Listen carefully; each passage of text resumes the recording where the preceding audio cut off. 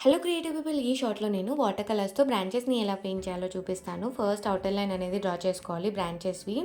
Then 2 shades of brown colours అనేవి select చేసుకోవాలి. One is dark shade and also other one is light shade. Dark షేడ్‌కి brown లేకోకుంటే గనక light షేడ్‌కి black colour add చేస్తే మీకు డార్క్ షేడ్ అనేది వచ్చేస్తుంది. కంప్లీట్‌గా బ్రాంచెస్‌కి ఫిలప్ చేయకోకుండా ర్యాండమ్ టచ్ చేస్తూ బ్రాంచెస్‌ని పెయింటింగ్ అనేది చేయాలి. తర్వాత లీవ్స్ పెయింటింగ్ అనేది స్టార్ట్ చేయాలి. నేను లీవ్స్ పెయింటింగ్‌ని డార్క్ షేడ్‌తో స్టార్ట్ చేశాను. మీకు కావాలి అంటే లైట్ షేడ్‌తో కూడా స్టార్ట్ చేయొచ్చు.